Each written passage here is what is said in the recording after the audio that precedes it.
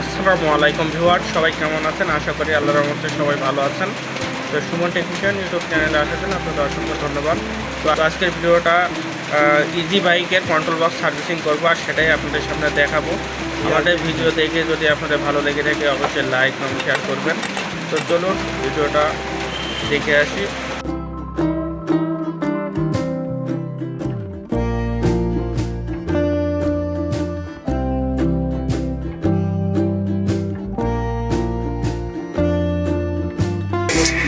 এই চ্যানেলটি ভিজিট করলে আপনি কন্ট্রোলার রিপেয়ার শেখার জন্য অথবা auto rickshaw motor charger controller থেকে শুরু করে ইজিবাইকের মোটর চার্জার কন্ট্রোলার রিওয়াইন্ডিং, মানে চার্জার রিওয়াইন্ডিং মোটর রিওয়াইন্ডিং সবকিছুই আপনি কারো কাছে যাওয়া লাগবে না, এই ইউটিউব চ্যানেলটা ঘুরলে বুঝতে পারবেন।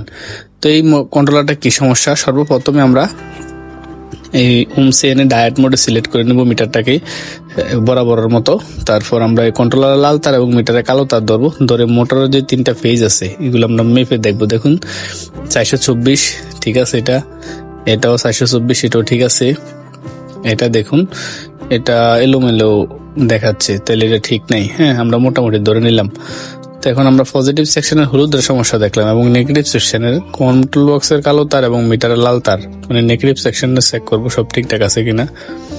এখানে দেখুন মোটরের ফেজ দেখুন একটা ধরলাম, এটা দেখুন শর্ট দেখাইতেছে 2, মানে 2, 4, 5, 6 এরকম দেখালে শর্ট, আর 400, 450 আশেপাশে দেখালে ভালো, 4, 500 দেখুন বাকি দুইটা ভালো আছে। তার মানে আমরা বুঝতে পারলাম যে এই কন্ট্রোলারের নেগেটিভ সেকশনে শর্টটা দেখাচ্ছে এবং পজিটিভ সেকশনও মোটামুটি এলোমেলো দেখাচ্ছে। তার মানে পজিটিভ এবং নেগেটিভ সেকশনের দেখুন এই হলুদ তারটা শর্ট। তো এটা আমরা সর্বপ্রথমে খুলে নেব, খোলার পর দেখবো বাকি ভিতরে কি সমস্যা হয়েছে না হয়েছে সবকিছু আপনাদেরকে সাথে নিয়ে রিপেয়ার করবো। ইনশাল্লাহ আমাদের সাথে থাকুন।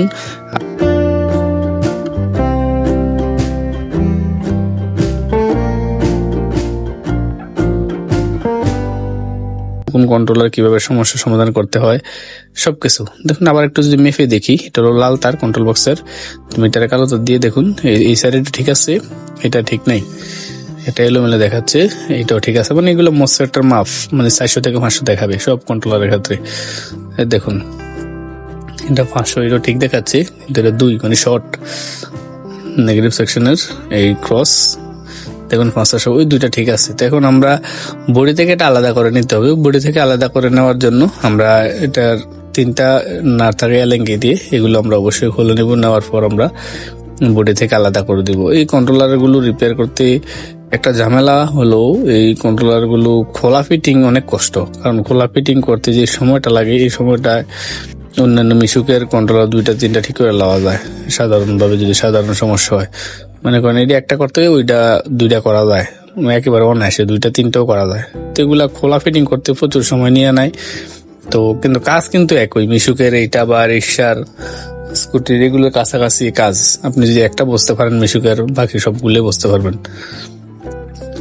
তো আমরা সোজাসুজি ভাবে মেইন ফেজের যে তারগুলো আছে কেবলগুলো 3টা ফেজের 3টা কেবল খুলে নিলাম এবং বড় বড় ক্যাপাসিটার গুলো খুলে নিতে হবে, ছোট ক্যাপাসিটার গুলো খুলে নিতে হবে, কারণ আমরা মোসফেট খুলতে হবে। ক্যাপাসিটার লাগানো অবস্থায় মোসফেট গুলো খুলতে গেলে এগুলো ভেঙে যেতে পারে ক্যাপাসিটার গুলো। ওই জন্য এই জায়গাটা ক্লিয়ার করে নিলাম। ক্যাপাসিটার কোনটা কোন জায়গা থেকে খুলছেন একটু খেয়াল রাখবেন। দেখুন এখানে একটা Y1 ট্রানজিস্টর, এটা নষ্ট হয়ে গেছে দেখাচ্ছে, ফেটে গেছে। তো এগুলো আমরা সবকিছুই দেখবো ইনশাল্লাহ। এখানে যদি আমরা দেখি এই গেটের মানটা দেখে দেখুন, গেটের মান শর্ট, তার মানে এগুলো 500 বা 1000 এরকম দেখাইবে গেটের মান, এগুলো শর্ট দেখাচ্ছে। দেখুন পাশেরটা যদি দেখি ভালো আছে, এটা 500 550 মতো দেখায়, এটা দেখুন শর্ট। তাইলে আমরা এটা খুলতে হবে অবশ্যই, সবগুলো নাট বল্টু যা আছে। উল্টা দিক দিয়ে যদি দেখি দেখুন এটা শর্ট দেখাচ্ছে 2, সবগুলো একই দেখাবে। তাহলে এগুলো আমরা এই সবগুলো নাটগুলো খুলে নিতে হবে। এগুলো খোলা ফিটিংটা আমি আবার বলছি যে সময় লেগে যেতে পারে অনেক। তো এক্ষেত্রে আমরা খুলে নেব যত কষ্টই হোক। এখান থেকে আমরা সবগুলো স্ক্রু খুলে একেবারে পুরো সেকশনটা আলাদা করে নেব ইনশাল্লাহ। এখানে যে বড় বড় হিটসিন গুলো আছে সবগুলো খুলে নিতে হবে। খুলে নেওয়ার পর কিন্তু আমরা এগুলা বুঝতে পারবো। আমি যেভাবে খুলতেছি স্টেপ বাই স্টেপ আপনারা এইভাবে খুলবেন। দেখুন এই মোসফেট গুলো আমরা একটু নিচের দিকে চেপে দিই এবং পরবর্তীতে যদি ভিতরের অংশটা একটু দেখি, আমরা অবশ্যই খুলে নেব সব। আমাদের কাছে ডিল থাকার কারণে এগুলো সহজ হয়েছে, যদি ডিল না থাকতো তাহলে অনেক লেট হয়ে যেত। আর এই কাজগুলো শেখা যে কতটা সহজ, আপনি আমার ভিডিওগুলো যদি শুরু থেকে শেষ পর্যন্ত দেখেন এবং টুকিটাকে ধারণা থাকে এগুলোর ট্রানজিস্টর, মসফেট, রেজিস্টার, ডায়োড, তাহলে বুঝতে পারবেন। এগুলো দেখুন ফেটে গেছে কন্ট্রোল বক্সের কিছু মসফেট, তো এই জন্য আমরা এগুলো খোলার জন্য আলাদা ওজন দিয়ে এগুলোকে দিব এবং মসফেট গুলো খুলে নেব। এখান থেকে আমরা মোট 6টা মসফেট খুলে নিয়েছি, সবগুলোর অবস্থায় খারাপ, একটা ফেটে গেছে, পুড়ে গেছে, পিনগুলো ভেঙে গেছে। তো এগুলো খোলার পর আমরা এখান সাকার দিয়ে অবশ্যই এই মসফেটের পিনগুলো পরিষ্কার করে নেব। দেখুন সবগুলো ক্লিয়ার করেছি যেহেতু, তারপরে এগুলো একটু ওয়াশ করে নেব। এখানে আপনি অবশ্যই থিনার ব্যবহার করবেন, এখানে পেট্রোল ব্যবহার করলে এটা হবে না, কারণ থিনার ব্যবহার করলে যত তাড়াতাড়ি পরিষ্কার হবে, পেট্রোল বা অকটেন কিন্তু এত তাড়াতাড়ি পরিষ্কার হবে না। তো এই ক্ষেত্রে আমরা দেখুন এটা যদি চেক করি ওটা ঠিক আছে পজিটিভ সেকশনের। তো আমরা মিটারটা তো চুলটা আসলে দেখুন এখানে নেগেটিভ সেকশন ঠিক আছে, এটা শর্ট আছে, নেগেটিভ সেকশনে এটা শর্ট আছে। দেখুন এটাও ঠিক আছে, 400% আশেপাশে দেখালে ঠিক আছে, এবং যদি 0, 2, 3, 4, 5 দেখা তাহলে শর্ট মনে করবেন। তো এখান থেকে কোন মসফেটটা শর্ট এগুলো বোঝা কঠিন, কারণ সবগুলোই এগুলো একসাথে কানেকশন করা থাকে একই সিস্টেমে, সবগুলোর পিন একসাথে কমন করা থাকে। তো এই জন্য আমরা সবগুলো খুলে নেব, খোলার পর দেখবো কত পিস ভালো আছে কত পিস খারাপ আছে। আমাদের সমস্যা নাই, মসফেট চেক করা আমরা খুব সহজভাবে দেখাইছি, কারণ মসফেট অনেক প্রকারের আছে, এগুলো চেক করার জন্য অনেক পদ্ধতি আছে। তো সোজাসুজিভাবে সব কন্ট্রোল বক্সে একই প্রকারের মসফেট ব্যবহার করা হয়, এই জন্য একটা চেক করা শিখলে সবগুলো শেখা যায়। দেখুন এখানে শর্ট নাই, শর্ট বলতে 2, 4, 5 যদি দেখা যায় লেখা ওঠে তাহলে মনে করবেন শর্ট। দেখুন এই সেকশন ঠিক আছে, 400 আশেপাশে। এখানে যেহেতু মসফেট নাই মান আরো বেশি দেখাচ্ছে ভ্যালু। দেখুন গেটের মানটা যদি দেখি 570, এখানে গেটের মানটা যদি দেখি দেখুন 1100, তার মানে এটা সমস্যা আছে, পজিটিভ সেকশন এখান থেকে গেছে, এগুলো ফেটে গেছে। তো অবশ্যই আমরা এগুলা খুলবো তারপর লাগাবো।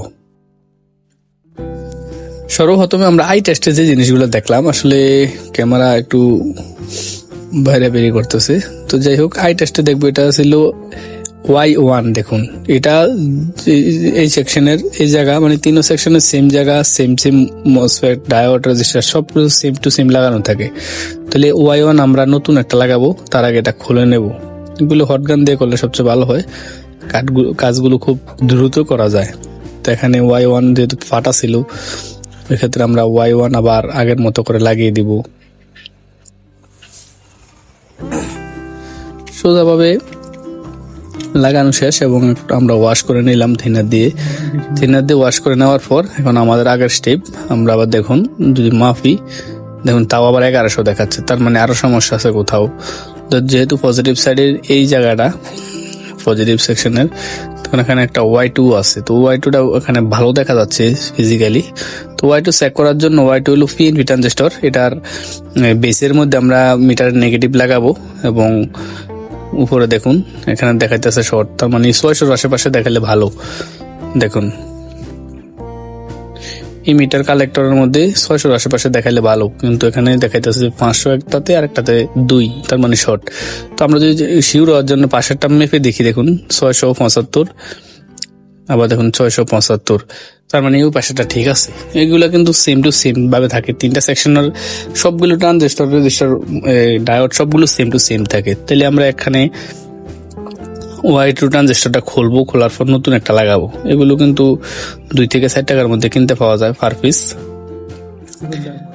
তো এটা আমরা খুলে নেব, খোলার পর যদি আমরা দেখাই আপনাদেরকে আসলে এটা সমস্যা কেমনে বুঝলাম। হ্যাঁ, তো সমস্যা যেটা ছিল এটা যদি আমরা একটু মেপে দেখাই, দেখুন এটা হলো পিএনপি মাপার জন্য বেসের মধ্যে দিবেন মিটারে কালো তার, এবং এই মিটার কালেক্টরও দেখুন এখানে দেখা যাচ্ছে 500 আর কালেক্টরও দেখাচ্ছিল 2, তার মানে এটা শর্ট আছে। আর ভালোটা দেখুন 600 আশেপাশে দেখা, দেখুন 682, এটাও দেখুন 682, হ্যাঁ, এরকম একটা দেখাচ্ছে। তার মানে ভালো যেটা থাকবো এটা এভাবেই চেক করবেন 600-র আশেপাশে, এবং পিএনপি হোক অথবা এনপিএন হোক।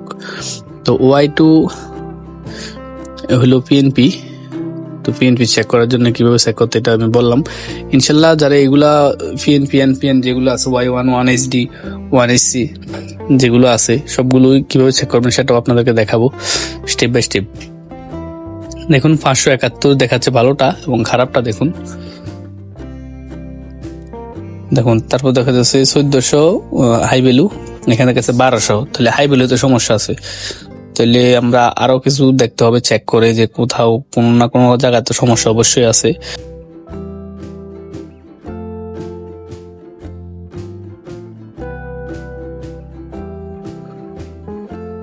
রেজিস্টার গুলো দেখুন, এখানে একটা রেজিস্টার আপনাদেরকে যদি কাছে নিয়ে দেখাই, এটা 4.7K। এখানে এটাও ঠিক আছে। এখানে একটা আছে 47 ওহমস, এটা ওহমস এর নিয়ে যদি দেখি, এখানে কোনো ওহমস দেখাচ্ছে না। জিনিসটা আপনাদেরকে একটু কাছে নিয়ে যদি জুম করে দেখাই, বিষয়টা অবশ্যই বুঝতে পারবেন। এই দেখুন, এটা হলো 47R0, তার মানে 47 ওহমস। এখানে দেখুন 47 ওহমসের মধ্যে 0 দেখাচ্ছে, এখানে কোনো পয়েন্ট উঠছে না। তো এটা আমরা খুলে নেব, খোলার পর আমরা নতুন আরেকটা লাগাবো। এখান থেকে একটা আছে দেখুন, এটা 47R0 মানে 47R0। তো এই 47 ওহমসেরটা আমরা লাগানোর পর একটু চেক করে দেখব সব ঠিকঠাক আছে কিনা। তো এখানে যদি আমরা একটু চেক করে দেখি মিটার দিয়ে, দেখুন এখানে 48 ওহমস দেখাচ্ছে, তার মানে ঠিকঠাক আছে সবকিছু। এখানে যেহেতু আমরা দুইটা ট্রানজিস্টর একটা রেজিস্টার লাগাচ্ছি 47 ওহমসে, দেখুন এখানে 1200 আছে, এখানেও 1234, তার মানে অনেকটা ঠিক আছে। 556 500 তো ঠিকঠাক আছে। এখানে 1071 70, এখানেও যদি দেখি 1070, তার মানে আমাদের কাজটা মোটামুটি আশা করা যায় ঠিক হয়ে গেছে। তারপর স্টেপ হলো আমাদের মসফেট লাগাইতে হবে। তো মসফেট চেক করার নিয়ম অবশ্যই আমি আগে দেখাইছি। মসফেটের ড্রেনের মধ্যে দর্পণ মিটারের কালো তার এবং সোর্সের মধ্যে লাল তার দেখুন 400-500 আশেপাশে দেখালে ঠিক আছে, এবং গেটে সুইচ করলে অর্ধেক হয়ে যাব। আবার নিউট্রাল করলাম, আবার দেখুন এটা ঠিক আছে। আর এটা দেখুন ড্রেন এবং সোর্সের মান দেখাচ্ছে 2, তার মানে এটা সমস্যা। দেখুন এটাও নষ্ট। তো আবার 12টা চেক করবো, আরেকটা যদি চেক করি, দেখুন কালো তার কোন জায়গা লাল তার কোন জায়গা, দেখুন 400-500 দেখাবে, সুইচ করলে 200 দেখাবে। এটা এইভাবে চেক করতে হয়, এর বাইরে সাধারণত কোনো নিয়ম লাগে না। আবার এভাবে একেবারে সোজা পদ্ধতি ভাই। মসফেট চেক করা 30 সেকেন্ড মনে হয়তো লেগেছে, আপনাদেরকে দেখিয়েছি। এর আগের ভিডিওতে আরো সহজ ভাবে দেখাইছে। আমি আশা করি এর আগের ভিডিওগুলো আপনি দেখে আসবেন, এই জন্য এই মসফেট এত গুরুত্ব দিলাম না চেক করা। যেটা গুরুত্ব দিছি ওইগুলো হলো ট্রানজিস্টর এবং রেজিস্টার গুলো, যেগুলো চেঞ্জ করছি এগুলোকে। তো এখন আমরা মাত্র 2টা মসফেট লাগাইছি, 2টা সেকশনে আমরা চেক করবো আসলে ঠিকঠাক আছে কিনা। যদি 2টা সেকশন চলে তাহলে তো ঠিক আছে। তার আগে অবশ্যই আমাদের ছোটখাটো ক্যাপাসিটার যেগুলো আছে এগুলো লাগিয়ে নিতে হবে। কোনটা কোন জায়গা থেকে খুলছেন এটা অবশ্যই খেয়াল রাখবেন। তাছাড়াও আবার এমনিতে লেখা থাকে যে এখানে দেখুন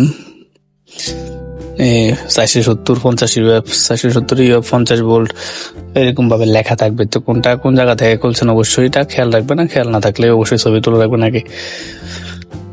তো আমরা সবগুলো ক্যাপাসিটার আগে লাগাবো, বলতে ছোটগুলা, বড়গুলা এখন না লাগাইলেও চলবে, সমস্যা নাই। লাগিয়ে আমরা যদি চেক করি বিষয়টা দেখবো। আসলে আমাদের এই কাজগুলো মূলত যদি আপনি মেইন থিওরি গুলো জানেন তাহলে সোজা, আর যদি মেইন থিওরি না জানেন মুখস্থ এই কাজগুলো কখনোই করা যায় না। আপনি মুখস্থ আন্দাজে কখনোই কাজগুলো করতে পারবেন না, কারণ এগুলো কাজগুলো সোজা রুল আছে।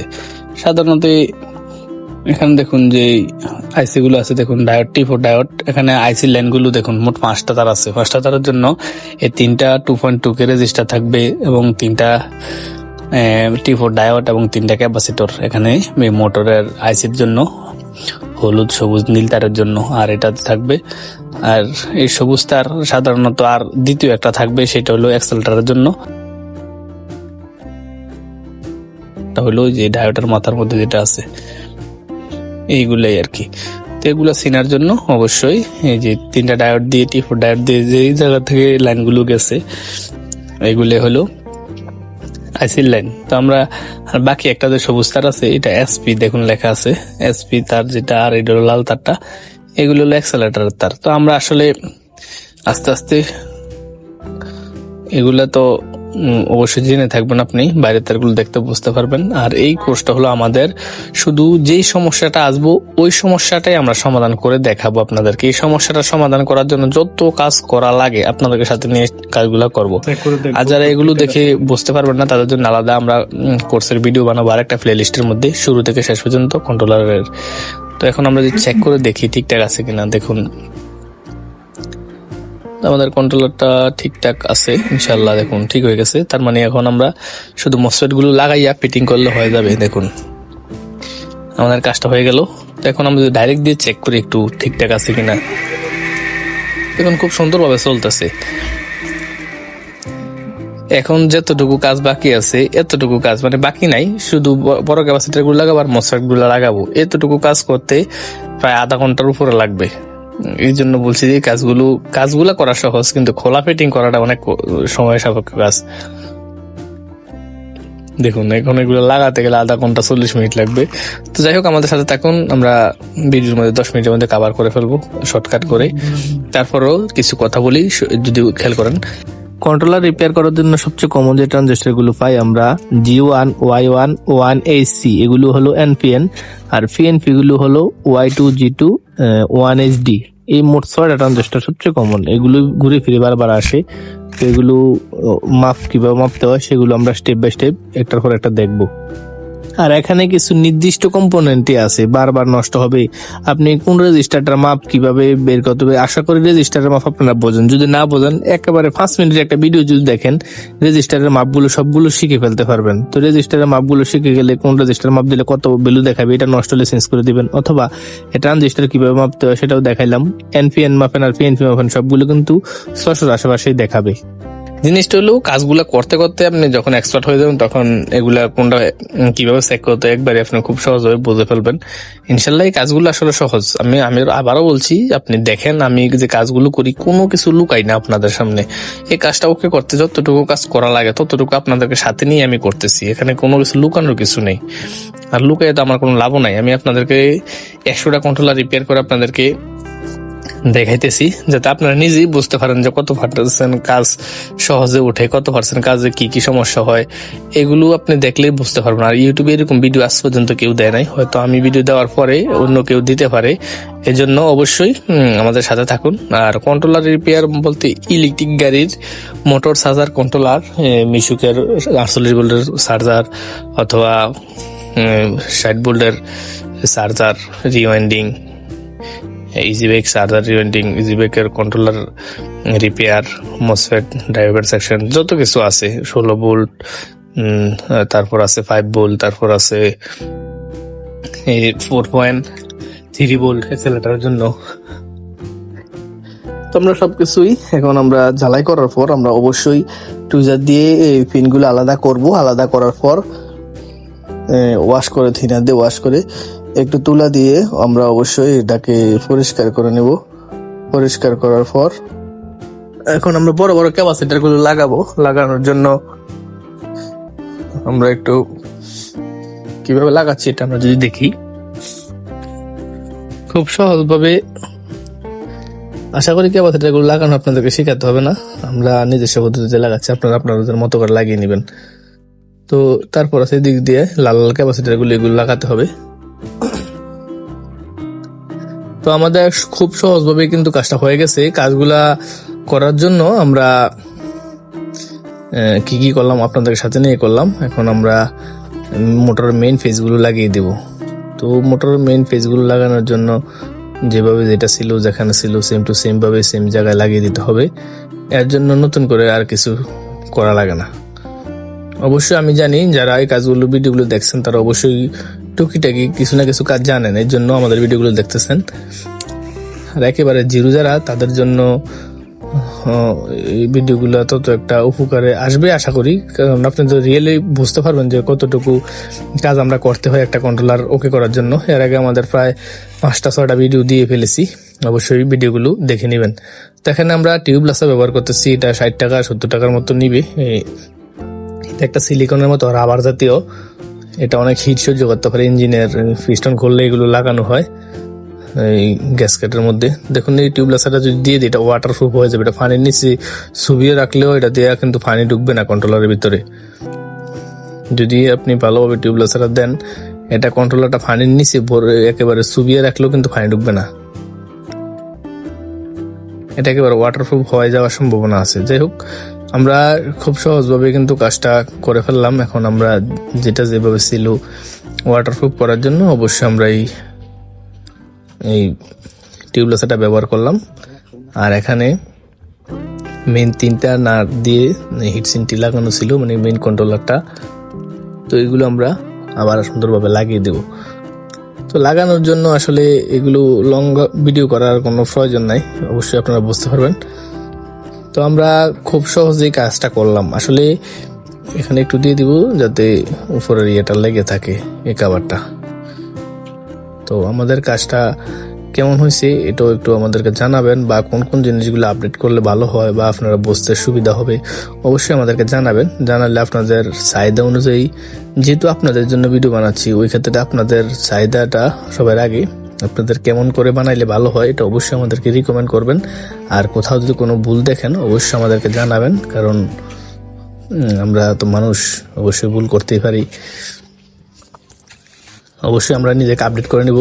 আর ভুল করি বা শুদ্ধ করি জিনিসগুলো কিন্তু আপনাদেরকে সাথে নিয়ে করতেছি, শিখতে মানে কাজটা ওকে করতেছি। আবার আমরা যেভাবে করতেছি তারপরেও যদি আপনাদের চোখে কোনো ভুল ধরা খায় অবশ্যই আমাদেরকে জানাবেন। ইনশাল্লাহ আমরা নিজেদেরকে আপডেট করে নিব, এবং আপনারা কিভাবে কাজগুলো যদি আমি করি, কিভাবে করলে আপনারা খুব সহজে বুঝতে পারবেন সেটাও আমাদেরকে জানাবেন। তো এখানে আমাদের টিউবলাসাগুলো দেখুন, এগুলো 10-15 মিনিটের মধ্যে শুকিয়ে যাবে। তো এখানে দেখুন আমরা আইসির জন্য যে 5টা তার, আইসির 5টা তার কেবলটা দিয়ে বেঁধে দিলাম, অ্যাক্সেলেটারের 3টা তার কেবলটা দিয়ে বেঁধে দিলাম, যাতে যারা লাগাবে তারা যাতে বুঝতে সহজ হয়। এবং নিউট্রাল এবং ব্যাক গিয়ারের জন্য 3টা তার। এর বাইরে আমাদের সাধারণত তার একটা লাগে না।